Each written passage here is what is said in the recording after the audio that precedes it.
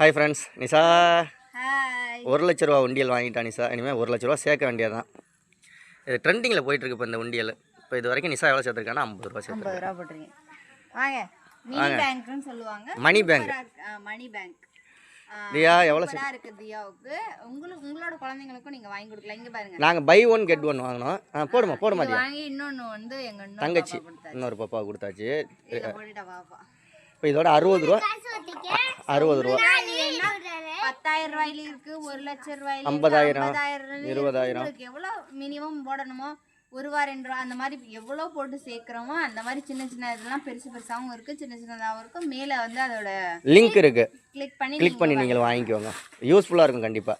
நாங்கள் இது மொத்தம் 160 ரூபா. 160 ரூபாய்க்கு இது மாதிரி 2 உண்டியல் கொடுத்தாங்க.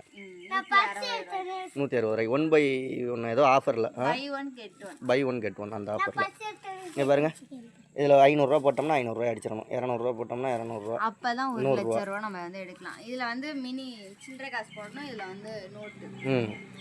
இது எப்படி பணம் எடுக்கிறதுன்னு நிறைய பேர் நாங்களே தேடிக்கிட்டு இருந்தோம். வீடியோலாம் கீழே வந்து 2 ஸ்க்ரூ நிறைய வீடியோவில் பார்த்தீங்கன்னா போடுறது, அமௌண்ட் போடுறது, அடிக்கிறது மட்டும் தான் காமிச்சிருப்பாங்க. எங்கள் வீடியோவில் மட்டும்தான் ஓப்பன் பண்ணி காசு எடுக்கிறது, ஓப்பன் பண்ணுறதையும் அது வந்திருக்கும். ஸ்க்ரூ மாதிரி 2 பக்கம் கொடுத்துருக்காங்க. அதை கலட்டிக்கிட்டு நம்ம எடுத்துக்கலாம். காசு எடுத்துக்கலாம். இதை வந்து அப்படியே ஒடிச்சு எடுக்கிறாங்க. உடச்சும் எடுக்கிறாங்க. நமக்கு 1,00,000 ரூபா சேரட்டும். 4 பணம் காசு 2 சில்லறை காசு கிடக்கு. 4 பணம் காசு கிடக்கும். ஆனால் குழந்தைங்களுக்கு வாங்கி வந்து கொடுத்தீங்கன்னா அவங்க அப்பப்போ 100 ரூபா 50 ரூபா 1 ரூபா காசு கொடுத்தீங்கன்னா அவங்க இதில் போட்டு சேமிச்சு வைப்பாங்க.